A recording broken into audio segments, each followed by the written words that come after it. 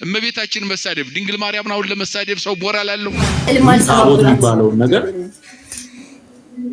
የወለደችኝ ኦርቶዶክስ ስለሆነች ስለማከብራት እናቴ እንጂ ማውቀው ነው የኖርኩበት ነው ማለት አንተ ተሸፋፍኖ ነው የምታውቀው። እኔ ገልጬ ዘይት እየቀባው ነው። እውነቱን ለመናገር እንኳን ድንግል ማርያምን እኛ ርስ በርሳችን እንኳን ለመሰዳደብ እንኳን አንደፋፈርም አይደል እንዴ? በዚህ ምድር ላይ ስንኖር ሚመናን መከተል ያለብን ልንናገረው የሚገባው ነገር ሰውን ሳይሆን ማንን ነው መከተል ያለብን? ዘማሪ ነው ጨረሰ፣ ልንከተለው ግን አይገባም። ሰባኪ ነው ጨረሰ፣ ልንከተለው ግን አይገባም። የምንከተለው አገልግሎቱን የእግዚአብሔርን ቃል ወደ ህይወታችን እየተረጎም ንስሐ ልንገባ እንጂ ግለሰብ የምንከተለው አንድም ግለሰብ የለም። እግዚአብሔር በሰጠው ጸጋ ቀዳሹ ይቀድሳል፣ ሰባኪ ይሰብካል፣ ዘማሪው ይዘምራል፣ ማህሌታው ይቆማል፣ ባለቅኔው ይቀኛል። ጨረሰ። ጨለማ ውስጥ የገባ ማየት አይችልም። ምን ማለት አይችልም? ማየት አይችልም። ለዚህ ነው የሚሳደቡት፣ ወደው እኮ አይደለም። እመቤታችን ይሳደባሉ፣ ቅዱሳን ይሳደባሉ፣ ቤተክርስቲያኑ ይሳደባሉ፣ ረፍት የላቸውም። ለምን? ጨለማ ውስጥ ነው ያሉት። እንዴት ብለው ይዩት? ይችን ብርሃን የሆነችውን ቤተክርስቲያን ማየት አይችሉም ማለት ነው። አንድ ጊዜ ወድቀዋል። በስመ አብ ወወልድ ወመንፈስ ቅዱስ አሐዱ አምላክ። ክቡር መምህራችን መምህር ምስክር ጌታ ነው፣ የቤተክርስቲያናችን የስብከተ ወንጌል ኃላፊ። ክቡር መምህራችን ፈለገ ምስጢር መምህር ለዓለም አስማማው፣ የቤተክርስቲያናችን የቅኔ መምህርና ትርጓሜ መጻሕፍት መምህር። ክቡራን ሊቃውንተ ቤተክርስቲያን መምህራን፣ ቀሳውስት፣ ወንድሞች ዲያቆናት፣ መዘምራን በየማድረጋችሁ ለሰማይ ከዋክብትን ለምድር እጽዋትን ውበት ያደረገ እግዚአብሔር ለዚህ ታላቅ ቤተክርስቲያን ውበት ያደረጋችሁ የእግዚአብሔር ቤተሰቦች፣ የእመቤታችን የቅድስት ድንግል ማርያም ልጆች፣ አባቶቻችን፣ እናቶቻችን፣ ወንድሞቻችን፣ እህቶቻችን፣ እንዲሁም ሕፃናት በኃያሉ በእግዚአብሔር ስም እንደምን ከረማችሁ? እንደምን ሰነበታችሁ? እንደምን ዋላችሁ? ሳይገባን እንደ ኃጢአታችን ብዛት እንደ ሰውነታችንም ክፋት ሳይመለከት በቸርነቱ በይቅርታው አቅፎ ደግፎን እስከዚህ ዕለትና ሰዓት አድርሶን በዚህ በተቀደሰው ተራራ ተሰብስበን ስሙ እንድንጠራ፣ እንድናስተምር፣ እንድንማር፣ እንድንዘምርለት፣ እንድናመልከው ፈቅዶና ወዶ ስላደረሰን የድንግል ማርያም ልጅ መድኃኔዓለም ከፀሐይ መውጫ እስከ ፀሐይ መግቢያ በፍጥረታት ሁሉ አንደበት ስሙ የተመሰገነ ይሁን። እስቲ እግዚአብሔርን አመስግኑት። ኢትፍራህ ነሲኦታ ለማርያም ፍርትከ፣ የምትጠብቃትን ማርያምን ወደ ቤት ለመውሰድ አትፍራ። እስኪ በሉ የምትጠብቃትን በሉ እስኪ ማርያምን ወደ ቤት ለመውሰድ ምን አትበል? አትፍራ። እንደ እግዚአብሔር መልካም ፈቃድ የምንነጋገርበት መነሻ የሚሆነን የመጽሐፍ ቅዱስ ኃይለ ቃል ነው። ይህንን ቃል የምናገኘው በቅዱስ ማቴዎስ ወንጌል ምዕራፍ 1 ቁጥር 20 ላይ እናገኘዋለን።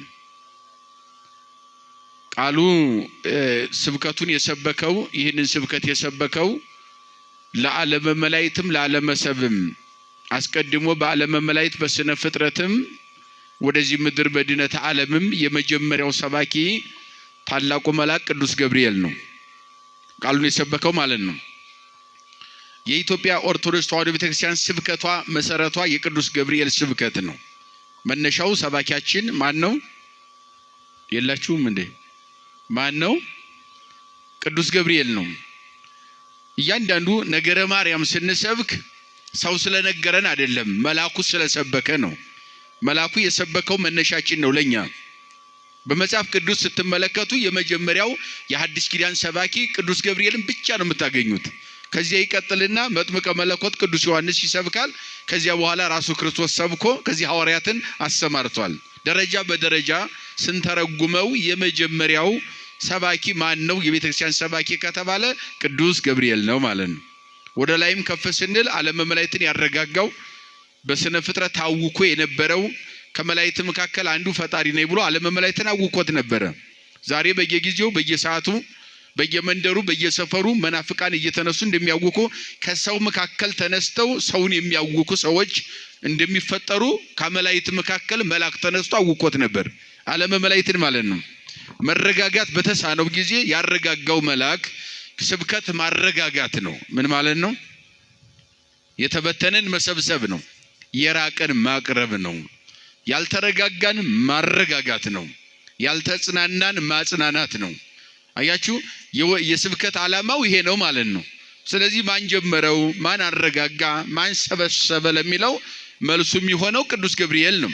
ሰማልያል የተባለ መልአክ እርሱ እኔ ፈጣሪ ነኝ ባለ ጊዜ እሱ ፈጣሪያችን አይደለም፣ ይልቁንም የፈጠረን እስከምናገኝ ድረስ በያለንበት ጸንተን ተረጋግተን እንጠብቅ ብሎ ዓለመ መላእክትን አረጋጋው። እሱ ባረጋጋው ጊዜ ከዚያው አያይዞ መድኃኔዓለም ወይ እግዚአብሔር ምን ብሎ ሰበከ?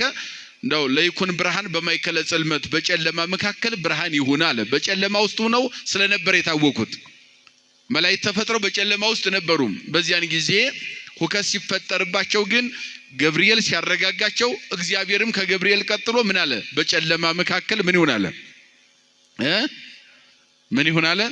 ብርሃን ይሁን አለ። ያን ጊዜም ብርሃን ሆነ ይላል። ምን ሆነ? ብርሃን ሆነ። ወውእቱ ብርሃን ኮኖሙ ጥበበ ወአእምሮ ለመላእክት። ያን ጊዜ ዕውቀትና ማስተዋል ለመላእክት ሆናቸው። ያ ብርሃን እግዚአብሔር ይሁን ያለው ብርሃን ለመላእክት ዕውቀት ሆናቸው፣ ጥበብን ገለጠላቸው፣ ማስተዋል ታደሉ። ከዚያን ጊዜ ጀምሮ ወአእምሮ ፈጣሪሆም ፈጣሪያቸውን እግዚአብሔርን አወቁትና ቅዱስ ቅዱስ ብለው ምስጋና ጀመሩ ይላል ኤጲፋኒዎስ። ምን ጀመሩ? ዕውቀት የሆናቸው ምንድነው? ብርሃኑ። ብርሃን ይሁን አለ አምላካችን፣ ብርሃን ሆነ። ብርሃኑ ለመላእክት ዕውቀትና ጥበብ ሆናቸው፣ ማስተዋል ሆናቸው። ከዚያን ጀምሮ ቅዱስ ቅዱስ ብለው ምን አሉ?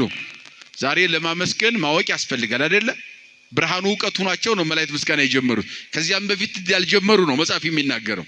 ያን ጊዜ ግን ብርሃን ይሁን ሲል ብርሃን ሲሆን ያ ብርሃን ዕውቀት ሆናቸው፣ መላእክት ምስጋና ጀመሩ፣ እግዚአብሔርንም አወቁት ይላል። በዚያን ጊዜ ተረጋጉ ነው። ያልተረጋጉት እሱ ጋር ጠፍተዋል።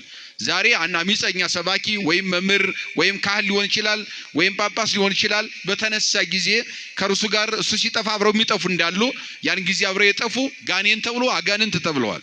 ሰይጣን ተብሎ ሰይጣናት ተብለዋል። የሱ ሰራዊት የምንላቸው አብረው የጠፉ ናቸው። ሌላው ግን ዓለመ መላእክት ተረጋጋ። በአብዛኛው የኢየሱስ ነገድ የነበሩት ወደ ሚካኤልና ወደ ገብርኤል ተቀላቅለዋል። በዚያው በብርሃንነት መላክነታቸው ቀጥለዋል። ከጨለማ ህይወት ወጥተው ማለት ነው። ዛሬም ቤተክርስቲያን ስታስተምር ቤተክርስቲያን የሚሰሙ ሰዎች በጨለማ አይኖሩም። ምክንያቱም ቤተክርስቲያን የብርሃን ቤት ስለሆነች፣ የእግዚአብሔር ቤት ስለሆነች ቤተክርስቲያኗን የሚሰሙ በብርሃን ይኖራሉ። ሰውን የሚከተሉ በጨለማ ይሆናሉ። ጉዟቸው እንደዚያ ነው የሚሆነው። ለዚህ ነው ቤተክርስቲያን ስታስተምር ማንንም ግለሰብ እንድንከተል አታስተምር። ቤተክርስቲያን ከቃሉ ጋር ናቸው። ዛሬ በግለሰቦች ዝም ብሎ በግለሰብ በመከተል የሚናውዝ ትውልድ ያለ። እግዚአብሔር ልባችን ይመልሰው። ሰውን መከተል ጥፋቱ መጨረሻ ጨለማ ውስጥ ነው የምንወድቀው። መከተል ያለብን ማንም ብቻ ነው። ማስተዋል ያለብን እግዚአብሔርን ቃል ነው። መከተል ያለብን እግዚአብሔርን ነው። ከእግዚአብሔር ውጭ ሰው ልንከተለው የሚገባ አንድም ሰው የለም። ሰውን ለምን እንከተላለን? ምክንያቱም እሱ ሲወድቅ አብረን እንወድቃለን። እሱ ወደ ጨለማው ሲጋር አብረን ጨለማ ውስጥ እንሄዳለን። እኛም ወደዚያው ነው ጉዟችን የሚሆነው።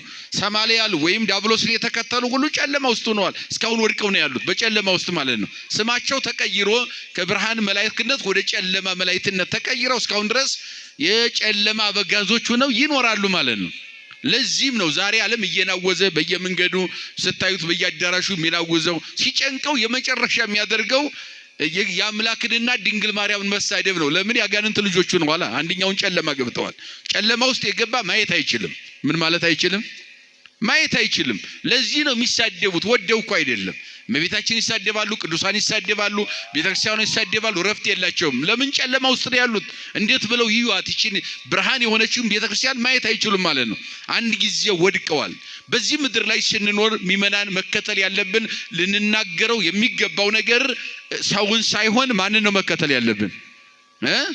ዘማሪ ዘማሪ ነው፣ ጨረሰ። ልንከተለው ግን አይገባም። ሰባኪ ሰባኪ ነው፣ ጨረሰ። ልንከተለው ግን አይገባም። የምንከተለው አገልግሎቱን የእግዚአብሔርን ቃል ወደ ህይወታችን እየተረጎም ንስሐ ልንገባ እንጂ ግለሰብ የምንከተለው አንድም ግለሰብ የለም። እግዚአብሔር በሰጠው ጸጋ ቀዳሹ ይቀድሳል፣ ሰባኪ ይሰብካል፣ ዘማሪው ይዘምራል፣ ማህሌታው ይቆማል፣ ባለቅኔው ይቀኛል። ጨረሰ። በሌላ አባባል እንደው ባጭር ስንተረጉመው ድምጽ ማጉሊያ ነን እኛ ለእግዚአብሔር። እየሰማችሁኝ ነው? ምንድነን እኛ? አገልጋዩ ድምጽ ማጉሊያ መጠቀሚያ ማለት ነው። ይሄ ድምጽ ማጉሊያ እኔ ካልተጠቀምኩበት ትርጉም የለውም አለው እንዴ? ባስቀምጠው አሁን ምን ይጠቅማል? ንገሩኝ እስኪ። ይጠቅማል ወይ? ስለዚህ እኔ ስናገርበት ግን ይጠቅማል አይደለ? ስለዚህ እኔ መጠቀሚያ ነው ማለት ነው። ወደ እናንተ ቃሉን የምናስተላልፍበት ነው፣ እየጠቀመ ነው ማለት ነው። እኔም ለእግዚአብሔር እንደዚያ ነኝ። ያያችሁ? አይ በቃል ሚስጥር ነስቻለሁ አታስፈልገኝም ካለ የለም በቃ ይቆማል ሁሉም ነገር ማለት ነው። ምንም የምንመካበት አንድም ነገር የለም። ምንም ተከታይ የምናፈራበት አንድም ነገር የለም። ሰው ልንከተል አይገባም። ማን እንከተል? እግዚአብሔር እንከተል። እሱ እንድንከተል እግዚአብሔር ልቦና ይስጥ። ዲያብሎስን የተከተሉ ሰይጣን ሆነው ጨለማ ውስጥ ወድቀዋል። ሰዎችን የተከተሉ በጨለማ ውስጥ ይኖራሉ። ከቅድስት ድንግል ማርያም ፍቅር ወጥተዋል፣ ከእግዚአብሔር ፍቅር ወጥተዋል፣ ከቤተ ክርስቲያን ፍቅር ወጥተዋል፣ ከስጋው ደሙ ተለይተዋል፣ ከልጅነት ተራቁተዋል። እንደ ብድ ብቻቸውን እየጮሁ ነው ያሉት በየቦታው በየአዳራሹ። ምክንያቱም ምንድነው ከተባለ የተከተሉት እግዚአብሔር ስላልነበረ ነው። ሌላ ምንም ምክንያት የለውም። እውነታው ይሄ ነው። እናውቀዋለን አይደል እንዴ? በቤተ ክርስቲያን ውስጥ የነበሩ ሰዎች ዛሬ የት ነው ያሉ ስንል የት ወድቀው እንዳሉ እናውቃለን ሁላችን። እነሱ ሲወድቁ አብሮ የወደቀ ትውልድ ያለ፣ ግን አብሮ የወደቀው ሰው እስካሁን ያ ትውልድ ግን እስካሁን ረፍት የለውም፣ ሰላም የለውም። አያችሁ? ምክንያቱም ሰላም ስላጣ ምክንያቱ ምን ይሆናል? እመቤታችን መሳደብ፣ ድንግል ማርያምን አሁን ለመሳደብ ሰው ሞራል አለው? እውነቱን ለመናገር እንኳን ድንግል ማርያምን እኛ ርስ በርሳችን እንኳን ለመሰዳደብ እንኳን አንደፋፈርም አይደል እንዴ? የላችሁም እንዴ? ሰውን እንኳን ይህንን ያክል 24 ሰዓት ሰውን አይሳደብም አይደለ? ጤነኛ ሰው አስቡት። ጤነኛ የሆነ ሰው 24 ሰዓት የፈለገው ቢጣላ የፈለገው ቢበድለው 24 ሰዓት አይሳደብም። ዓመት እስከ ዓመት አይሳደብም። የፈለገው ቢሆን ሰውና ሰው እንኳን አያችሁ፣ ጓደኛና ጓደኛ እንኳን 24 ሰዓት ይሳደባሉ። ለምን? ያጋንንት ልጆች ሆነዋል። የሚጋልባቸው ሰይጣን ስለሆነ ማለት ነው። እነኛ የወደቁ ስለሆነ እንዲነሱ እንጸልያለን። ካልተነሱ ደግሞ ምንም ማድረግ አንችልም። እኛ እንደነዚያ እንዳንወድቅ ለኛ መማሪያ ግን ሊሆኑ ይገባል ማለት ነው። ሊሆኑ ይገባል። ይሄን ነው ዓለመ መላእክትን አረጋጋ ስንል 5500 ዘመን እንደ ወበይንተዚ ደለወ ከመይጹር ዜናሃ ለወላዲቱ ዜና ወላዲቱ። በኋላኛው ዘመን ደግሞ 5000 ዘመን በኋላ የሚታወቅ የሰው ዘር አለ በምድር ላይ። ለቅዱስ ገብርኤል እግዚአብሔር ሲሰጠው ጸጋውን አሁን ዓለመ መላእክት እንዲያረጋጋው ብዙዎቹን ከጨለማ ህይወት መላእክትን እንዲያወጣቸው በብርሃንነታቸው እንዲያስቀጠልካቸው፣ በኋላኛው ዘመን ደግሞ የሰው ልጅ ወድቆ በምድር ላይ ግራ ተጋብቶ በጨለማ ዓለም ሲኖር መርገም እንደጨለማ ዓለምን ተቆጣጥሮት በውርስ ኃጢአት ውስጥ ሲኖር የውርስ ኃጢአት ካባ ለብሶ ወድቆ መሄጃ ባጣበት ግራ የገባውን ዓለም ታረጋጋዋለህ በእናቴ አማካኝነት ብሎ ድንግል ማርያምን በኋላኛው ዘመን መጥቶ እንዲያረጋጋ በሷ አማካኝነት ዓለም እንዲረጋጋ እግዚአብሔር ለቅዱስ ገብርኤል የሰጠው ጸጋ ነው ይሄ። አንዳንድ ጊዜ ሰዎች ለምን ሚካኤል አላበሰራትም እመቤታችን የሚሉ አሉ። ጥያቄ ይፈጠራል። ብዙ ጊዜ እንጠይቃል። ለምን እመቤታችን ሚካኤል አላበሰራትም? ለምን ሩፋኤል አላበሰራትም? ለምን ፋኑኤል አላበሰራትም? እንደውም ፋኑኤል ነበር መና ሲመግባት የነበረው በቤተ መቅደስ። ለምን እሱ አላበሰራትም የሚሉ አሉ። አይ ይሄ ጸጋ አለው ሁሉም። ፋኑኤል መና እንዲያወርድ ከሰማይ እንዲመግባት እንዲንከባከባት እንዲያገለግላት፣ ሌሎቹም በቤተ መቅደስ እንዲያጨዋውቷት ማለትም መዝሙር እያሰሟት ሰማያዊ መዝሙር እያሰሟት እንዲኖሩ ያ ጸጋ ተሰጥቷቸዋል። ግን ትወልጃለች፣ ትጸንሻለች፣ ወንድ ልጅ ትወልጃለች፣ ስሙ ኢየሱስ ይባላል። የዓለም መድኃኒት ነው። ግን የተሰጠው ለማን ብቻ ነው? ለቅዱስ ገብርኤል የተሰጠ ጸጋ ነው። ስለተሰጠው መቼ ተሰጠው? ዓለመ መላእክትን ሲያረጋጋ ያልተረጋጋውን የኛን ዓለም የሰውን ሕይወት ለማረጋጋት በእመቤታችን በቅድስት ድንግል ማርያም በኩል ዓለም እንደሚሰበክ ሰባኪው ቅዱስ ገብርኤል እንደሆነ ቤተክርስቲያናችን ታስተምራለች። መጽሐፍ ቅዱስ አዲስ ኪዳንም ከዚህ ውጭ ሊሆን አይችልም። ስነ ፍጥረትም ይህንን ነው የሚነግረን። አያችሁት?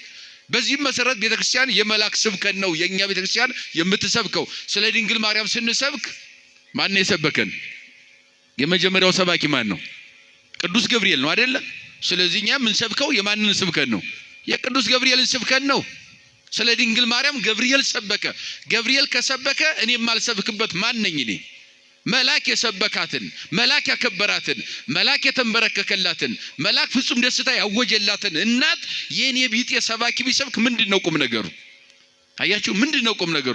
መልአክ ሰብኮ ባለሟልነት በድንግል ማርያም ካገኘ የኔ ቢጤ ተራ ሰባኪ ሰብኮ ባለሟልነት በድንግል ማርያም ለማግኘት ረፍታቶ መስበክ ሲገባው እንዴት ላለ መስበክ ይደፍራል ማለት ነው።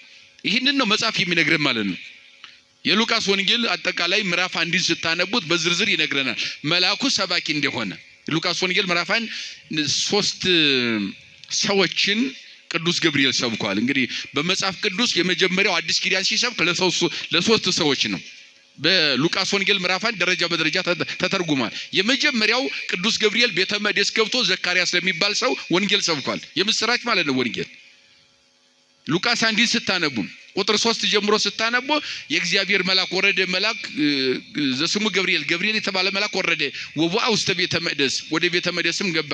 ወቆመ በየማነ ምሥዋዕ ለዘካርያስ ወልደ በራክዩ የበራክዩ ልጅ የሆነ ዘካርያስ የተባለ ካህን ተረኛ ሆኖ ወደ ቤተ መቅደስ ገብቶ ማዕጠንተ ወርቅ ይዞ በሚያጥንበት ጊዜ ጸሎት በሚያሳርግበት ጊዜ ሕዝቡ በውጭ እየጠበቁት የእግዚአብሔር መልአክ በቀኙ ቆመ። በመቅደሱ ውስጥ ነው የሚለው የሉቃስ ወንጌል ምዕራፍ 1 ስታነቡ ቁጥር 5 ጀምሮ አንብቡት። የእግዚአብሔር መልአክ ከሰማይ ወረደ። ወደ የት ገባ? ወደ ቤተ መቅደስ። ከጽርሐ አርያም ቤተ መቅደስ መጥቶ ወደ ምድሪቱ ቤተ መቅደስ ወደ ኦሪቷ ቤተ መቅደስ ገባ። ማን ወደ ያለበት? ካህኑ ዘካርያስ ወደ ያለበት። ዘካርያስ በዘመን ሂደት ጥያቄ ነበረው። አንድ ቀን አይጠራጠርም። አገልግሎትም አስታጉል አያውቅም። ፈጣሪውን በፍጹም እምነት ያምናል። ሲያገለግልም በንጹህ ልብ ነው የሚያገለግለው። አፉ ከጸሎት እጁ ከማዕጠንት ተለይቶ አያውቅም። ምርጥ የሆነች ደግ የሆነች መልካም የሆነች ቅድስት የሆነች ሚስት አለችው። ማን ትባላለች? ኤልሳቤጥ። እሷም አፏ ከጸሎት እጇ ከመጽዋት ተለይተው የማያውቁ ወክልኤሆሙ ፈራህያነ እግዚአብሔር እሙንቱ ነው የሚለው። ሁለቱም እግዚአብሔርን የሚፈሩ ሰዎች ናቸው። ማንን የሚፈሩ? እንደ አይነት ልብ እግዚአብሔር ይስጠን። አዎ ቤተ መቅደስ መጥቶ እግዚአብሔርን ፈርቶ ማገልገል። እግዚአብሔርን መፍራት ማለት ምን ማለት ነው? ሕጉን ወይ ሀጉሩ በኩሉ ፍናው። አዎ በሕጉ በትእዛዙ በስርዓቱ ጸንተው ይኖር ነበር። እግዚአብሔርን መፍራት ማለት በሕጉ መኖር ማለት ነው። ሌላ ትርጉም የለውም። ከቃሉ ጋር ናቸው። በምን መኖር ማለት ነው? በሕጉ መኖር ማለት ነው። ባስተማረን ስርዓት መሰረት መኖር ማለት ነው። ቤተክርስቲያን በምታስተላልፍልን በምትነግረን ሕግና ስርዓት ጸንቶ መኖር ማለት ነው። በሕጉ ይኖሩ ነበር። እግዚአብሔርን ፈርተው ማለትም በሕጉ ጸንተው እግዚአብሔርን እያገለገሉ የሚኖሩ ባልና ሚስት ነበሩ። ግን ልጅ አልነበራቸውም። በቤታቸው የነበረው ጉድለት ምን አልነበራቸውም? ልጅ አርጅተዋል። ደግሞ እድሜያቸው ገፍቷል። ዘካርያስም ኤልሳቤጥም ማለት ነው። ስለዚህ ልጅ ስላልነበራቸው በቤተ መቅደስ እየጸለዩ ያለ ረፍት ጧት ማታ ያለ ጥርጥር ማለት ያለ ማማረር ጭምር እግዚአብሔርን ያመሰግኑ ነበርና መልአኩ የወረደው ይህን ችግር ለመቅረፍ ነው። ከማን ተልኮ? እግዚአብሔር መልአኩን በምሕረት ይላክልን ለጥያቄያችን መልስ ይስጠን። አዎ ብዙ ጥያቄ ይኖረናል። አያችሁ ልጅ የሚጠይቃለ፣ ትዳር የሚጠይቃለ፣ ስራ የሚጠይቃለ፣ ዕውቀት የሚጠይቃለ። ጥያቄያችን ብዙ ነው። በጥያቄ የተሞላ ህይወት ነው። በዓለም ላይ ስንኖር ከዚህ መውጣት አንችልም። ዛሬ እንኳን ለምነን ጥያቄያችን ቢፈታ 40 ጥያቄ አንጥተን 40ው ጥያቄ በደቂቃ ቢፈታ 80 ይፈጥራል። ይሄ ያለው እውነታ ነው። 40ው ጥያቄ ሲፈታ 80 ጥያቄ ይፈጥራል አይደል እንዴ? ያ ማለት ምን ማለት ነው? ፍላጎታችን አይሞላም ማለት ነው። በሌላ አባባል አያችሁ እንደዚያ ነው። ለሁሉም ግን ማን መልስ አለው? በንጹህ ልብ ሆነን ማንን ጠይቀው? እግዚአብሔርን ጠይቀው። ከፈለገ ቀጥታ ይመልሳል እግዚአብሔር። ከፈለገ በመላክ ይመልሳል እግዚአብሔር በገብርኤል። ከፈለገ በሚካኤል ይመልሳል። ከፈለገ በድንግል በእናቱ ይመልሳል እግዚአብሔር። እግዚአብሔር በፈለገው መንገድ ሁሉን ለጥያቄያችን ሁሉ መልስ መስጠት ይችላል። ከኛ የሚጠበቀው ግን በፍጹም ልብ በሕግና በስርዓቱ ማንን መጠየቅ ነው? እግዚአብሔርን መጠየቅ ያስፈልጋል። ጠየቁ። ገባና ምን አለው? ኤልሳቤጥ ሚስት ወንድ ልጅ ትጸንሳለች፣ ወንድ ልጅ ትወልዳለች፣ ስሙ ዮሐንስ ይባላል፣ ፍጹም ደስታ የሕዝብ ደስታ ማለት ነው አለው። በአጭሩ ይሄን ነገረው። በዚህ ሰዓት ተጠራጠረ ይላል። ካህኑ ተጠራጠረ፣ ደፍሮ መቀበል አልቻለም። እንዴት ይሆናል? ምክንያቱም አያችሁ ኩኖ የማያውቅ ነው። አርጅቷል። እሱ የሱ ማርጀት አይደለም ወንድ ነው። እሱ እንኳን ችግር ላይኖር ይችላል፣ ሊቀበለው ይችላል። ሚስቱ ግን አርጅታለች። እንዴት ይሆናል? ይሄ ሁኖ የማያውቅ ነገር ነው። በስነ ተዋልዶ እስካሁን ድረስ ሁኖ የማያውቅ ነገር እንዴት ይሆናል ብሎ አወረደ። በእርግጥ ሳራና አብርሃምን ማሰብ ነበረበት ካህኑ። ያንን አላሰበም። ራሱ ተጠራጠረ ይላል። መልአኩን ሊቀበለው ፈለገ። ከእግዚአብሔር ተልኬ የመጣው ነኝ፣ ስሜ ገብርኤል ይባላል። የመጣሁትም የምስራች ልነግርህ ነው። የምስራቹም ኤልሳቤጥ ትጸንሳለች፣ ወንድ ልጅ ትወልዳለች። ስሙ ማን ይባላል? ንገሩኝ። ዮሐንስ ይባላል። ትርጓሜውም ደስታ ማለት ነው። ፍስሐ ሐሴት ነው፣ ፍጹም ደስታ። ይህንን እየነገረው ከእግዚአብሔር መንጣቱ መልአክ መሆኑን ይህንን አልተጠራጠረም። መልአኩ መሆኑን አልተጠራጠረም። ከእግዚአብሔር እንደተላከም ተቀብሎታል። ነገር ግን እንዴት ይሆናል የሚለው ሚስቴ አርጅታለች የሚለው ኤልሳቤጥ አርጅታለች፣ ልጧ ተርሷል፣ ጉድጓዷ ተምሷል የሚለው ነገር ግን እንዲቀበል አላደረገውም። ይሄ ሊያስገድደው አልቻለም። ጥርጥር ስለነበረ እግዚአብሔር የተናገረውን የማያስቀር የማያደርገውን የማይናገር ለቃሉ የታመነ አምላክ ነው። ደስ ይላል ይሄ ቃል አባቶቻችን ሲሉት። እስኪ በሉ እግዚአብሔር በሉ እስኪ የተናገረውን የማያስቀር የማያደርገውን የማይናገር ለቃሉ ምን ያለ ነው? የታመነ ነው። የታመነ ነው። ስለዚህ እግዚአብሔር ትወልዳለህ ብሎሃል፣ ፈቅዶልሃል። እኔ አዋጁን አውጃለሁ፣ ስበክ ተብያለሁ። የምስራች ይሄ ወንጌል ነው ራሱ የምስራች። የመጀመሪያው ተሰባኪ ዘካርያስ ነው። በቅዱስ ገብርኤል ስብከቱን በሐዲስ ኪዳን ሲጀምር በማን ጀመረው? በካህኑ ዘካርያስ። የምስራች የምስራቹ ምንድነው? ልጅ ይወልዳል ማለት ነው። ልጅ ይወልዳል፣ ለዚያውም ፍጹም ደስታ ይሆነ። ስለዚህ ይህንን ባለመቀበሉ እግዚአብሔር ተናግሯል። ቃሉ ነው የእግዚአብሔር፣ የተናገረው አይቀርም። እኔም መልእክተኛ ነኝ፣ የምስራቹን አድርሻለሁ።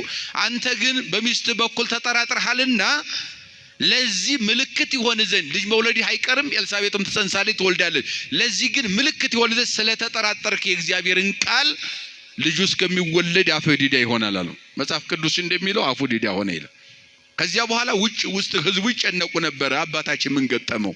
ባላወቀው ኃጢአት እግዚአብሔር ቀስፎት ይሆን በመቅደሱ ምን ነው ዘገየብን እያሉ እሱ ከመላእክት ጋር ነው የዘገየው እየተነጋገረ ሲወጣ ግን እንዳሉትም የሆነ ነገር እንደገጠመው እነሱ ተረተዋል። በውጭ ሆነው ህዝቡ ይጸልዩ ነበር ይላል። ለካህኑ ምን ይሉ ነበር? ይጸልዩ አፋ ነው። ህዝቡ ለካህኑ ይጸልዩ ነበር። እንጸልያለን እኛ ለካህናት ለአባቶቻችን። እንደው ካህን ብቻ እኮ አይደለም የሚጸልየው፣ እኛም እኮ መጸለይ ያለብን። ዛሬ የሚራገም ትውልድ ነው ያለው። ጳጳስ የሚራገም፣ ቄስ የሚራገም፣ መምህር የሚራገም ትውልድ ነው የበዛው በዚህ ዘመን። በእውነት እግዚአብሔር ፈውስና ምሕረቱን ይላክልን።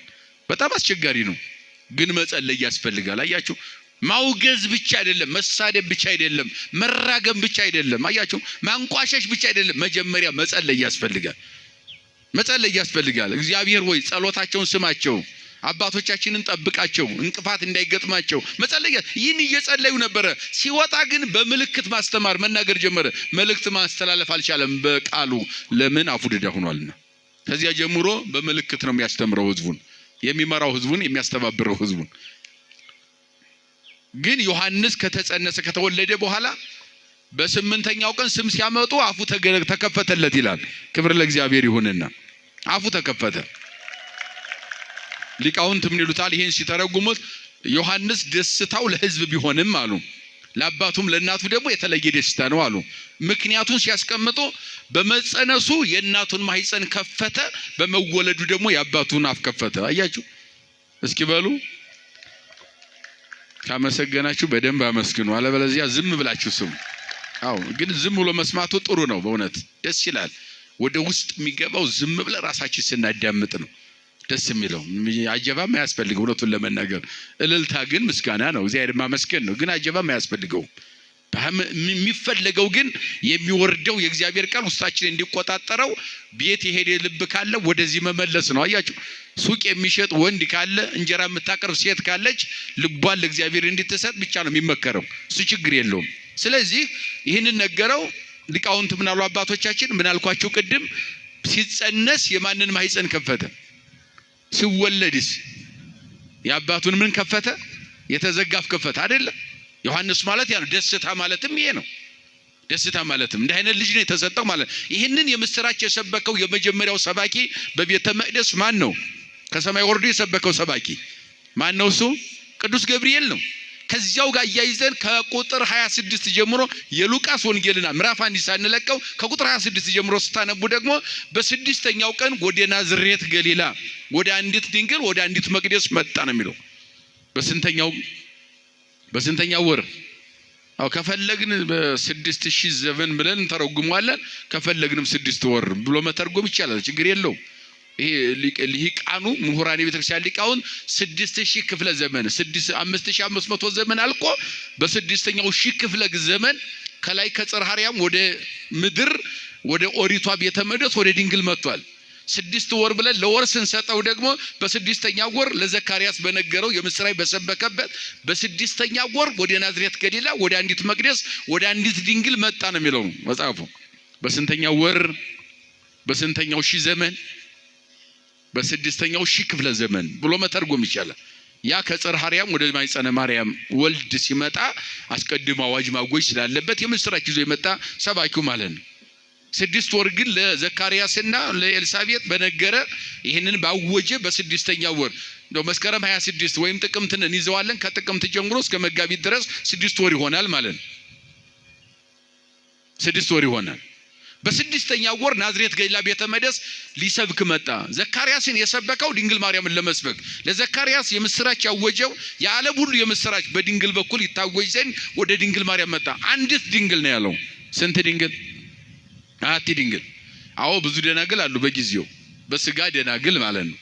እንደው ከግብርና ከዚህ ከንትን ችግር የለውም።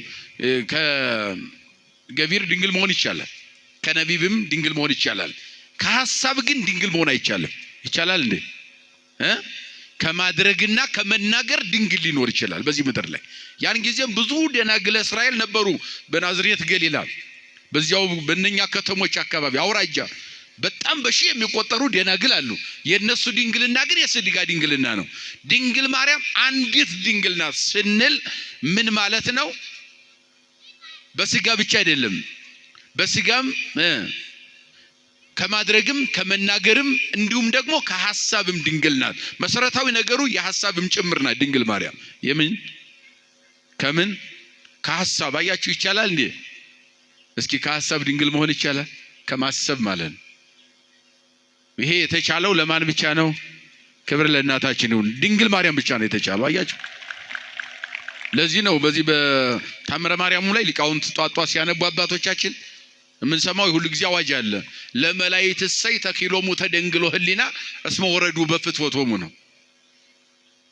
በፍላጎታቸው መላክን ሲባል አምላክ ሆናለሁ ብሎ ፈልጎ የዚህ ድንግልና ነፃ መሆን ስላልቻለ መላእክት እንኳን ድንግልና አልተቻላቸውም ማለት አምላክ ለመሆን አስበው ሽተው ተጠቅለው በጨለማ ወርደዋልና ለመላክ እንኳን በዓለም መላእክት እንኳን ከመላእክት እንኳን በዚህ የተሳሳቱ ይወደቋሉ። ከሐሳብ ድንግልና ነፃ መሆን አልተቻለም። በምድር ላይ ከፍጡር ነፃ የሆነች በሐሳቧም በመናገርም ከማድረግም ከሁሉም ነገር ንጹህ የሆነች ብቸኛዋ ድንግል ማን ብቻ ናት? ማን ብቻ ናት? እመቤታችን ድንግል ማርያም ብቻ ናት ማለት ነው። ስለዚህ መልአኩ መጥቶ ለዚያ ነው ወደ አንዲት ድንግል ስንል ይህንን ያሟላች ድንግል ብቸኛዋ ድንግል የት ነው ያለችው? ናዝሬት ገሊላ። ናዝሬት ገሊላ የት? ቤተ መቅደስ ውስጥ። ቤተ መቅደሱ የኦሪት ቤተ መቅደስ ነው። ምን እያደረገች? ሐርና ወርቅ እየፈተለች። ምን እያደረገች? ሐርና ወርቅ እየፈተለች። በ15 ዓመቷ ነው መልአክ የወረደው። መልአኩ በስድስተኛው ወር ስንል መጣና ምን አላት ለእመቤታችን? አሁን የመሰራችሁን ከመስበኩ አስቀድሞ ደረጃ አለው። ደረጃ በደረጃ ነው። ቀጥታ መጥቶ እንደ ዘካርያስ ትጸንሳለች አላለም። ለዘካርያስ መጥቶ ኤልሳቤጥ ትጸንሳለች ነው ያለው። እንደዚህ አይደለም። ወደ እመቤታችን ሲመጣ ግን ደረጃ ደረጃ አለው። መጀመሪያ በደንብ እያዋዛ ነው የሰበከው። ጸጋን የተሞላሽ ድንግል ሆይ አለና ምን አለ? ጸጋ የሞላብሽ የተሞላሽ ድንግል ሆይ ምን ይበልሽ? አያችሁ፣ የመጀመሪያው ይሄንን የሰበካት ጸጋ የሞላብሽ ወይም ጸጋን የተሞላሽ ድንግል ሆይ ደስ ይበልሽ። የመጀመሪያው ስብከት ይሄ ነው። ደረጃ ደረጃ አለው ስብከቱ ራሱ። ያ ማለት ምን ማለት? ጸጋ የተሞላሽ ማለት ነብይ በነብይነቱ የጸጋ ነው። የነብይነት ጸጋ ሰጥቷል ለነቢያት። ሐዋርያትም የሐዋርያነት ጸጋ ሰጥቷቸዋል። ለሰማዕታትም ሰይፍ ስለት እየረገጡ እሳት እየረገጡ መስበክ፣ እየታሰሩ እግዚአብሔርን ማመስገን መዘመር፣ ይሄ የተሰጠ ጸጋ ነው። በምናኔ ጤዛ ለሰው ድንጋይ ተንተርሰው የዓለምን ስነ ዓለም ንቀው ረግጠው በምናኔ የኖሩ ቅዱሳን ጻድቃን አሉ። የነዚህ ሁሉ ልዩ ጸጋ ስጦታ ነው። ጸጋ አለው። ቀዳሹ ይቀድሳል፣ ዘማሪ ዘምራ፣ ሰባኪ ይሰብካል። አያችሁ፣ ማህሌታዊ ማህሌት ይቆማል፣ ባለቅኔው ይቀኛል፣ ይራቀቃል፣ መተርጉሙ ይተረጉማል፣ ይተነትናል፣ ያብራራል። አያችሁ፣ ምንጣፍ አንጣፊው ያነጥፋል፣ አስቀዳሹ ያስቀድሳል፣ ቀዳሹም ይቀድሳል። ይሄ ሁሉ ጸጋ ነው። ሁሉም እኩል መንግስተ እግዚአብሔር ስለሚያስገባ ማለት ነው። አድሎ የለም በእግዚአብሔር መንግስት። ሁሉም እኩል ነው የሚገባው። ያነጠፈውም የጎዘጎዘውም አያችሁ፣ መጋረጃ የጋረደውም የቀደሰውም እኩል በእግዚአብሔር መንግስት ይገባል። ከቃሉ ጋር ናቸው። ይሄ ሁሉ ጸጋ ነው አይደል? ግን ለድንግል ማርያም ግን የተሞላሽ ነው ያለ። የተሞላሽ ሲል ምን ማለት ነው? ይህን ሁሉ ለፍጥረቱ ጸጋን የሚያድለው የሚያከፋፍለው ራሱ እግዚአብሔር ራሱ ባለቤቱ ባንቺ ላይ ሊያድር ወዷል ማለት ነው። አያችሁ፣ የጸጋ ሁሉ ባለቤት የሱ እናት ነሽ ማለት ነው። አያችሁ፣ የተሞላሽ ማለት የሱ እናት ነሽ። ይሄ ቀረብሽ ብለን የምንናገረው ነገር የለም። ከፍጥረት ሁሉ አግኖሻል። ከእግዚአብሔር ከራሱ ቀጥሎ ክብር እንድታገኝ አድርጓል። መቴተ ፈጣሪ መልተ ፍጡራን የምንላት ማለት ነው። ስለዚህ በዚህ ልክ አክብሮሻል፣ አግኖሻል። ከፍጡራን ሁሉ በላይ ለሰማያውያንም ለምድራውያንም ሁሉ የበላይ ነሽ አንቺ። ለይህንን ጸጋ ሰጥቶሻል። ለዚህም ጸጋ ደግሞ ዋናው መሰረተ ነገሩ የአምላክ እናት ነሽ ነው። ይሄን ጸጋን የተሞላሽ የሚለው የመጀመሪያው የቅዱስ ገብርኤል ስብከት ነው። ቀጥሎ ሁለተኛው ደግሞ እዚህ ቀጥሎ ሁለተኛ ደረጃ የሰበካት ከሴቶች ተለይተሽ የተባረክሽ ነሽ ነው። ከምን ተለይተሽ? እስኪ በሉ ከሴቶች ተለይተሽ በሉ እስኪ። አንቺ ምን ያልሽ ነሽ? የተባረክሽ ነሽ። የተባረክሽ ነሽ። ይህ መርገመ ሥጋ መርገመ ነፍስ የለባትምና ከሴቶች የተለየች ናት። ሌላው በዚያ ውስጥ ነው ያለፈው። መርገም የሚባል በሷ ላይ የለም። ከዚህን አንጾ ቀድሶ መጀመሪያ ንጽሕት ቅድስት አድርጎ ፈጥሮታል። ሊቃውንት እንደሚናገሩት መንፈስ ቅዱስ አቀባም ከርሰ እማ ነው። ከእናቷ ማኅፀን ጀምሮ ንጹሕ አድርጎ ፈጥሯታልን። አዘጋጅቶ ለራሱ ማለት ነው። ምድራዊት ስትሆን ንጽሕት ቅድስት አድርጎ ከሐናና ከኢያቄም ከአዳምና ከሔዋን ዘር የተወለደች ስትሆን እርሷን ግን ንጽሕት አድርጎ አዘጋጅቷታል እግዚአብሔር። እንዴት ይሆናል የሚሉ ሰዎች አሉ። ለእግዚአብሔር ምን ይሳነዋል ነው መልሱ። ታውቃሉ ጋር ናቸው። የሚሳነው ነገር አለ እንደ እግዚአብሔር የለም አይደለም። አዎ አነጻትና ቀደሳት፣ እናቱ ናት፣ ንጽሕት ናት እመቤታችን። ስለዚህ ከሴቶች ተለይተሽ ማለት አንደኛ መርገም የሌለባት የውርስ ኃጢአት የሌለባት እንደዚህ ዓለም ሴቶች ከዚያ የነጻች ማለት ነው። ሌላው ደግሞ በድንግልና ጸንሳ በድንግልና ወልዳ በድንግልና ጡት የምታጠባ እሷ ብቻ ናት፣ ድንግል ማርያም ብቻ። ለዚያውም ደግሞ ነቢይ አይደለም የወለደችው፣ ሐዋርያም አይደለም፣ ሰማዕትም አይደለም የወለደችው፣ ጻድቅም መናኝም አይደለም፣ ጳጳስም ኤጲስቆጶስም አይደለም የወለደችው። እነኚህን ሁሉ የፈጠረ የሁሉም ፈጣሪ አምላክ ነው የወለደችው። ስለዚህ ከሴቶች ተለይተሽ ምን ያልሽ ነሽ? ምን ያልሽ ነሽ? የተባረክሽ ነሽ። የተባረክሽ ነሽ። ይህንን ደረጃ በደረጃ እየሰበከ ነው የመጣው። አያችሁ ለምን አሉ ሊቃውንት በዚህ በነገረ ማርያም ላይ እግዚአብሔር ራሱ ሲልከው እንደ ዘካርያስ ሂደህ ትጸንሻለሽ ብለ በቤተ መቅደስ እናቴ ናትና እንዳታስደነግጣት ብሎታ ይላሉ። እንዳታስደነግጣት ጸጋን የተሞላሽ ምን ይበልሽ? ከሴቶች ተለይተሽ ምን ያልሽ ነሽ እያልክ አያችሁ ደረጃ በደረጃ ስበካት፣ ንገራት፣ እያከበርካት ክብር እየሰጣት እንደ ዘካርያስ ቀጥታ እንዳትናገራት። አንተ ቀጥታ ገብተህ ስታናግረው ደንግጦ ተጠራጥሯልና ካህኑ። ሌላው ኒቆዲሞስ የተባለው ምሁርም በምኩራብ ውስጥ ተገልጠለት ደንግጧልና ሃይማኖቱን እስከ መጠራጠር ደርሷል። ያ ደግሞ አሁን ግን የምልክህ ወደ ነብይ አይደለም፣ የምልክህ አሁን ወደ ካህን አይደለም፣ የምልክህ ወደ እናቴ ነው። ስለዚህ ጸጋን የተሞላሽ ሆይ ደስ ይበልሽ፣ ከሴቶች ተለይተሽ አንቺ ምን ያልሽ ነሽ? የተባረክሽ ነሽ ብለህ ደረጃ በደረጃ ክብር ሰጥተህ ስበካት አለው። እየሰገድክላት እየተንበረከክላት በልዩ ክብር ንገራት አለው። ዓለም ሁሉ የሚድነው እኔ ከሷ ተወልጄ ነው ንገራት። ከዚያ በኋላ ነው ከሴቶች ተለይተሽ አንቺ የተባረክሽ ነሽ፣ የማኅፀንሽ ፍሬ ቡሩክ ነው አለ። ትጸንሻለሽ፣ ወንድ ልጅ ትወልጃለሽ፣ ስሙ ኢየሱስ ይባላል። ምን ማለት ነው? የዓለም ምንድን ነው? መድኃኒት ማለት ነው ኢየሱስ ማለት። ይህንን ለመጀመሪያ ጊዜ የሰበከው ቅዱስ ገብርኤል ነው። አያችሁ ለዚህ ነው የምስራች የሰበከው። ዘካርያስን ሰበከ፣ ሁለተኛ ድንግል ማርያምን ሰበከ፣ የምስራች አመጣ። እሷ ተከራከረች። እፎን ይከውደን ይዝንቱ ዘያምር ብሴ እኔ ወንድ ያላውቅም ይሄ እንዴት ይወልኛል? ምድር ያለ ዘር ሳይዘሩባት ማብቀላት እንደማትችል ሴትም ያለ ወንድ ምክንያት መጽነስ እንደማትችል ለእኔ እንዴት ይሆናል? ዓመቴ 15 ዓመት ነው የኖርኩት በቤተ መቅደስ ከመላእክት እያመሰገኑኝ መላእክት እዚህ እየዘመሩልኝ ነው የኖርኩት። ይሄ እንዴት ይሆናል? በእኔ በሕፃኗ ህሊና ልሸከመው የማልችለው ሐሳብ ነው። እንዴት ሊሆን ይችላል? ሁኖ የማያውቅ ነገር በስነ ፍጥረትም በስነ ተዋልዶ ሁኖ አያውቅም። ድንግል በድንግልና ጸንሳ ወልድ ያታውቅም። እንዴት ይሆናል ብላ ተከራከረች። መልአኩ ብዙ ነገር ነገራት። ብዙ ነገር አንደኛ በትርጓሜ ሊቃውንት ምን አሉ? የተቀመጠችበት ሐርና ወርቅ እየፈተለች ቋንጤ የሚባል ወንበር ነበረ። ወንበሩን ደረቅ ወንበር ነው። አለመለመውና አብቦ አፍርቶ አሳያት። ይሄን ማን ያደረገ አላት? እግዚአብሔር አለችው። ቀጠለና አዎ ይሄንን ኤልሳቤጥ እነሆ ከጸነሰች ስንት ጊዜዋ ነው? ስንት ወሯ ነው? በስድስተኛው ወር አይደል ያልነው? አዎ 6 ወር ሆኗታል። ወናሁ ኤልሳቤጥ እኔ ማዝንተ ማዝመዲኪ ከዘመዶች ወገን አክስቷ ናት ይላሉ ሊቃውንት። አዎ ከጸነሰች 6 ወር ሆኗታል። ይሄንን ነገር ይሄንን እየነገራት አሁንም በደንብ ለመቀበል በጣም ተቸግራ ስለነበረ የመጨረሻ ግን ምን አለ? ለእግዚአብሔር የሚሳነው ነገር የለም የሚለውን ቃል ምን አላት? ለማን? ይሄንን 2860 ዓመት ዓለም ላይ ቀድሞ እግዚአብሔር በአብርሃም ቤት ለሳራ የሰበከው ስብከት ነው። ገብርኤል ለእመቤታችን ናዝሬት ገሊላ የሰበከው ቤተ መቅደስ በአብርሃም ቤት እግዚአብሔር ሰብኮታል። ኦሪት ዘፍጥረት ምዕራፍ 18 ላይ ስታነቡ የዛሬ ዓመት እንደ ዛሬ ወደ አንተ ቤት እመጣለሁ፣ ሳራ ሚስት ትጸንሳለች፣ ወንድ ልጅ ትወልዳለች፣ ስሙ ይስሐቅ ይባላል ሲል ስቃ ነበር ሳራ ይላል። ጓዳ ውስጥ ሆና እግዚአብሔር ያየኝ መስሏት። እግዚአብሔር ግን ጓዳ ስለማይከለክለው ጎድጓዳም ስለማይከለክለው ጨለማ መጋረጃ ስለማይከለክለው ሳራ ስትስቅ ገርሟት እድሜ አልፏል 90 ዓመት አልፎኛል እንዴት ይሆና ብላ ሳቀች ይላል። አብርሃምና እግዚአብሔር ሲነጋገሩ ሳራን ምን አሳቃት ብሎ እግዚአብሔርም አብርሃምን ጠየቀው። ከዚያ በኋላ እሷም ፈራችና ደነገጠች። ለእግዚአብሔር የሚሳነው ነገር አለን ብሏል እግዚአብሔር። ከዚያ በኋላ ይህን ቃል ማስተካከል ስለማይቻል እነሱም ተቀበሉ። በአሞቱም ይስሐቅ ተወለደ። እንግዲህ ከ2860 ዓመት በኋላ ናዝሬት ገሊላ ቤተ መቅደስ ድንግል ማርያምን ሲነግራት መልአኩ ለእግዚአብሔር የሚሳነው ነገር የለም ለድንግል ማርያም። በዚህ ቃል ላይ ሌላ መናገር አልቻለችም እመቤታችን። እንግዲያውስ ለእግዚአብሔር እኔ አገልጋዩ ባሪያው አገልጋዩ ተላላኪው ሲሆን የሱ ፈቃድ ከሆነ ይሁንልኝ አለች። ምን አለች እናታችን? ምን አለች?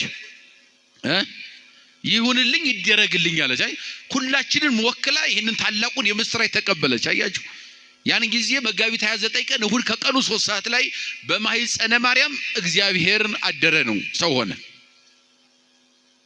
ወሩ መጋቢት ነው፣ ዕለቱ እሁድ ነው፣ ሰዓቱ 3 ሰዓት ነው ብለውታል ሊቃውንት አባቶቻችን።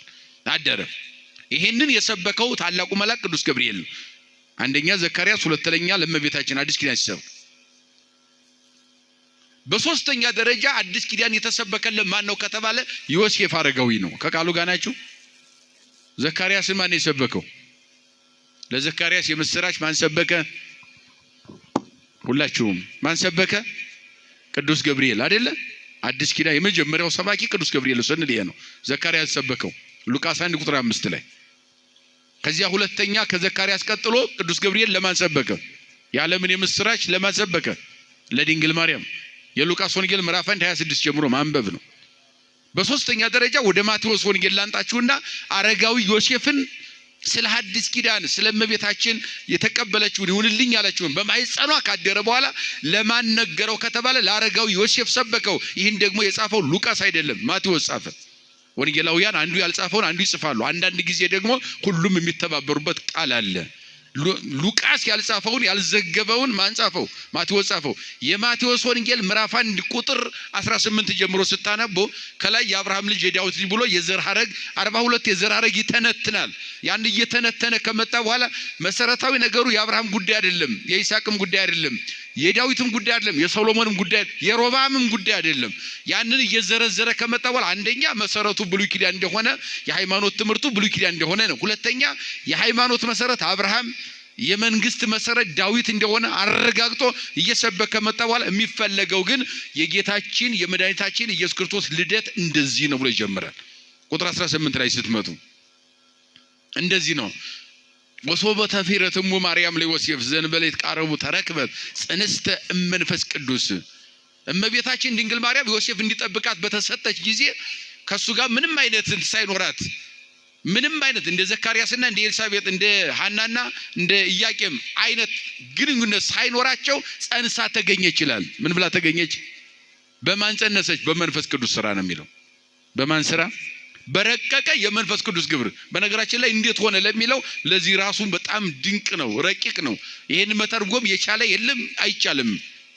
ሊቃውንት እንደው ምን አሉ በትርጓሜ ገብርኤል ትጸንሻለች ትወልጃለች ያለ ሲከራከር ቤተ መቅደስ ቆየና ይሁንልኝ ብላ ስትቀበለው በማኅፀነ ማርያም በሚያድርበት ጊዜ ይላል ከስጋዋ ስጋ ከነፍስ ነፍስ ነስቶ ሲዋሃድ ገብርኤል በማኅፀነ ማርያም ማደሩን ያውቃል። እንደሚሆን ለቃሉ እግዚአብሔር የታመነ ነው። ይህንንም ገብርኤልም ያምናል፣ ይቀበላል፣ አልተጠራጠረም በማኅፀነ ማርያም ማደሩ ይሁንልኝ ሲል። ነገር ግን ስጋና ነፍሷን ተዋህዶ በማኅፀን ሲያደርግን ገብርኤል አያውቅም ይላል። ከገብርኤል የራቀ ምስጢር ነው ይሄ። ማን ብቻ ነው የሚያውቀው? ድንግል ማርያም ብቻ ነው። ማን ብቻ ነው የሚያውቀው? ይሁንልኝ ስትል በማኅፀኗ ማደሩን ማን ያውቃል? ቅዱስ ገብርኤል ያውቃል። ግን ሲከናወን ነገረ ተዋህዶን ገብርኤል አያውቅም። የምታውቀው ድንግል ማርያም ብቻ ናት። ሁለተኛው እንደውም አንዳንድ ሊቃውንት ደግሞ ሲገልጹት ምን ብለው ገልጸውታል? እንደው ወልድ ኢየሱስ ክርስቶስ ከሰማይ ወደዚህ ምድር ለመዋሃድ ከድንግል ማርያም ማህፀን ለማደር በሚመጣበት ጊዜ ከሰማይ ሲመጣ ሚካኤል ተከተለው እስከ ምጽናት አምስ ይላል። ሶስተኛ ሚሉታል፣ አምስት ሚሉታል። ምጽናት አምስ ተለዎ ሚካኤል መልአክ ለቃለ እግዚአብሔር እስከ ምጽናት አምስ ተከተለው። እየተከተለ መጣና ከአምስተኛው ሰማይ ወይም ከሶስተኛው ሰማይ በኋላ እያይበረ መልአክ ለተረዲቱ ለቃል ወድረዝ ተሰወሮ ዝቃል እያይመረ መልአክ ለተረዲቱ ለቃል ከዚያ በኋላ በማህፀነ ማርያም ሲያድር ለሚካኤል ተሰወረበት። ሚካኤል የማያውቅም፣ ገብርኤል የማያውቅም። ገብርኤልም የምስራቹን አድርሶ ይሁንልኝ ስትለው ወደ ቦታ ወደ ምስጋናው ተመለሰ። ሚካኤልም ወደ ምስጋናው ተመለሰ። ይህንን ድንቅ ምስጢር ረቂቅ ምስጢር የምታውቀው ማን ብቻ ናት? እስኪ አመስግኗት።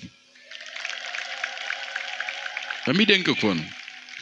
ይህንን ያክል ርቆ በእኛ አይምሮ የማይወሰን ነገር የረቀቀን ምስጢር ማንም ዝም ብሎ አፉን እየመጣ የሚከፍተው በጣም ያሳዝናል እኮ።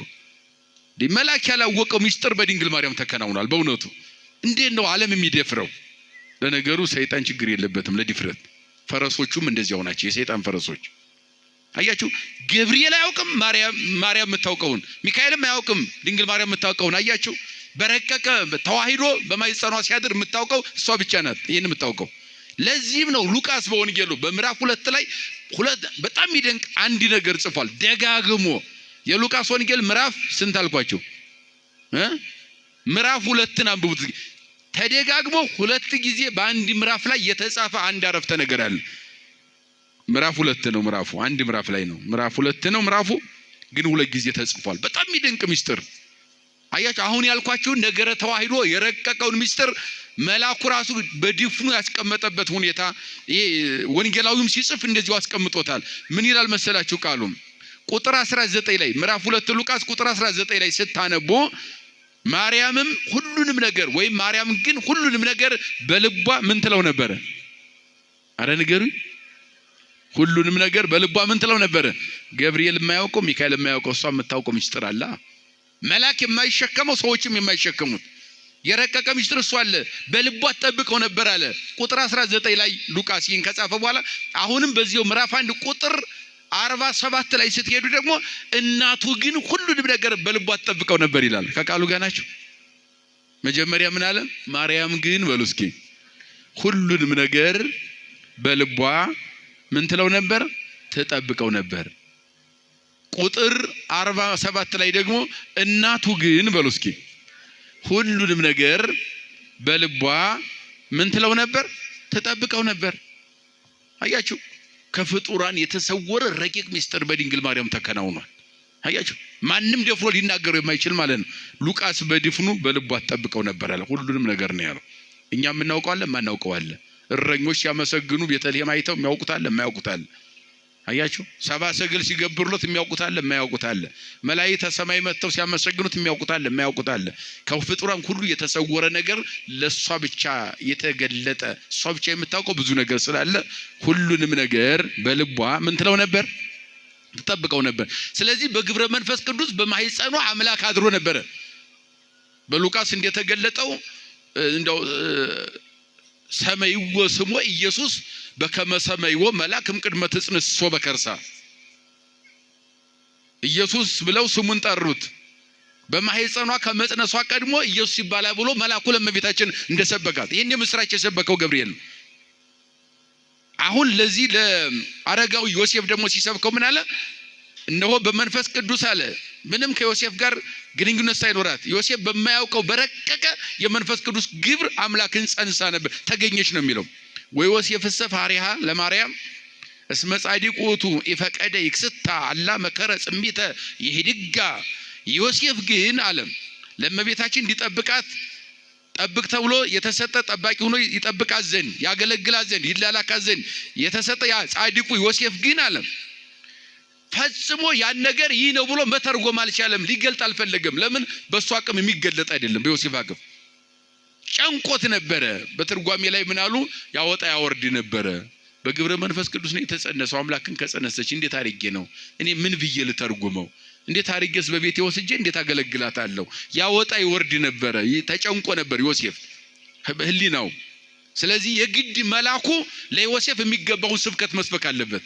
መላኩ ማረጋጋት አለበት። የማረጋጋት የምስራች ስብከት መላኩ ለሶስተኛው ዮሴፍ፣ መጀመሪያ ለዘካርያስ፣ ሁለተኛ ለእመቤታችን፣ ሶስተኛ ለአረጋዊ ዮሴፍ የምስራችን ቅዱስ ገብርኤል ሰበከ። የመጀመሪያ ሰባኪ ነው ስን ወንዘ ዘንተ ይሄሊ ናሁ አስተራይዎ መልአከ እግዚአብሔር ለዮሴፍ በህልም ወይ ቤሎ። ከዚህ በኋላ እንዲህ እያለ እያወጣ እያወረደ በሚያስብበት ጊዜ የእግዚአብሔር መልአክ ለዮሴፍ በህልም ተገለጠለት ይላል። ለምን? ጭንቀቱን ሊያስወግድለት እሷን እንዲጠብቅ እሷን እንዲያገለግል ለሷ እንዲላላካት ውሃ እንዲቀዳላት እንጨት እንዲሸከምላት ይሄንን የእግዚአብሔር ፈቃድ እንደሆነ መልአኩ የግድ ተገልጦ መስበክ አለበት። በግልጽ ማለት ተጨንቋል ዮሴፍ። የዮሴፍን ጭንቀት ያስወግድ ዘንድ መልአኩ ወደ ዮሴፍ መጣ። ለሁላችን መልአኩ ይንጣል፣ ጭንቀታችን ያስወግድል። አዎ ቀጠለና ምን አለ? ኦ ዮሴፍ ወልደ ዳዊት፣ የዳዊት ልጅ ዮሴፍ ሆይ ኢትፍራ ነስዮታ ለማርያም ፍርትከ። ጠባቂዋ ሆነህ እንድትጠብቃት የተሰጠች ማርያምን ለመውሰድ ምን አትበል አለው። ርዕሳችን ነው አይደለ? ማርያምን ለመውሰድ ምን አትበል፣ አትፍራ፣ አትጨነቅ አለው። መልአኩ ተገለጠና ለአንተ ተሰጥቷል፣ ለአንተ እኔ ከመላእክት ተለይቼ ትጸንሻለሽ ወንድ ልጅ ትወልጃለሽ ብዬ የዓለምን የምስራች እንድሰብክ ይሄ ጸጋ እንዴት ተሰጠኝ። አያችሁ፣ ከሰው ልጆች ደግሞ ተለይተ አንተ እንድትጠብቃት ለአንተ ተሰጥታለች። ይሄ ልዩ እድል ነው፣ መመረጥ ነው አለው። አትፍራ አለው። ወደ ቤት ለመውሰድ አትፍራ። የማን ፈቃድ ነው? ድንግል ማርያምን ወደ ቤት እንድትወስድ የማን ፈቃድ ነው? የእግዚአብሔር ፈቃድ ነው። አትፍራ አለው። እስመ ዘይትወለድ እምኔሃ መንፈስ ቅዱስ፣ ከሷ የሚወለደው በመንፈስ ቅዱስ ነው። ስለሆነ ወትወልድ ወልድ፣ ልጅ ትወልዳለች፣ ወንድ ልጅ ትወልጃለች። ወሰሚዮ ስሞ ኢየሱስ እስመ ውእቱ ያድኅኖሙ ለሕዝቡ ኃጢአቶሙ፣ እሱም የሕዝቡን ኃጢአታቸው ያድናቸዋልና ከሷ የሚወለደው ኢየሱስ ነው አለው። በግልጽ ነገረው። አያችሁ፣ በግልጽ ነገረው። ኢየሱስ ይባላል። ሕዝቡን ከኃጢአታቸው ምን ይላቸዋል? ያድናቸዋል። በመላኩ እንደተሰየመው ስሙ ኢየሱስ ይባላል። ወይም ነብይ እንደተናገረው አስቀድሞ አማኑኤል ይባላል። በነብይ ስብከት አማኑኤል፣ በመላክ ስብከት ማን? ኢየሱስ ይባላል። በነብዩ አሰባበክ አማኑኤል ማለት እግዚአብሔር ትርጓሜው እግዚአብሔር ምስሌነ፣ እግዚአብሔር ከኛ ጋር ነው። በአንድምታ ሲተረጎም ደግሞ ከስጋችን ስጋ ከነፍሳችን ነፍስ ነስቶ የሚኖር አምላክ ማለት ነው። ባህሪያችን ባህሪ አድርጎ ተዋህዶ ተወልዶ የጠበቀን ማለት ነው። ከኛ ጋር የሚኖር አምላክ ማለት ነው። ፍጥረቱን የማይለይ የሚንከባከብ የሚጠብቅ ማለት ነው። የሚያድን ማለት ነው። ኢየሱስ ማለትም መድኃኒት ማለት ነው። የዓለም ሁሉ መድኃኒት ነው። ከሷ የሚወለደው እሱ ነውና ማርያምን ወደ ቤት ለመውሰድ ምን አትበል፣ አትፍራ። ይሄ የመላክ ስብከት ነው። ለዚህ ነው ስለሷ በአደባባይ ስንሰብክ አንፈራም፣ አትፍራ ተብሏል። እሷን ወደ ቤታችን በቤታችን ብቻ አይደለም በልባችን ቋጥረናት ስንኖር ሳሊለነ ቅዱስ ስንላጧት ማታ በቅዳሴው ኦ ማርያም በእንተ ዝናፈቅረኪ፣ ስለዚህ እንወድሻለን፣ የጽድቅ መብል እውነተኛው መጠጥ አስገኝተሽልናል እያልን ስንሰብክ ስንናገር እማንፈራው አትፍራ ስለተባልን ነው። መልአክ ነው የሰበከን። እኛ ይሄን መልአክ ነው የሰበከ። ከመልአክ በላይ ሰባኪ ከየት ይመጣል? መልአክ ሰበከ። መልአኩ ደግሞ የተላከው ከእግዚአብሔር ነው። ከማን ነው የተላከው? እግዚአብሔር ልኮት መልአክ ሰበከ። መልአክ የሰበከውን ይዘን ዛሬኛ ዮሴፍ ነን። ዛሬኛ ዮሴፍ ልጆች ነን። የዮሴፍ ልጆች ሁሉ ዮሴፍ ናቸው። ሁልጊዜ በልባቸው ድንግል ማርያምን ቤት በተባለ ልባቸው ይዘው ይኖራሉ። አያቸው። እሷም በአማላጅነቷ በእናትነቷ በጣይም በፍቅሯ ልጆቿን ጠብቃ ትኖራለች። እናትነቷ ጣይሟ ፍቅሯ አይለየን። ንስሐ ገብተን ስጋው ደሙን ተቀብለን መንግስቱ እንድንወርስ እግዚአብሔር ይፍቀድልን። አሜን በሉ እስኪ። አሁንም ድገሙት። የቅዱሳን ጸሎት አይለየን። ይቆየን።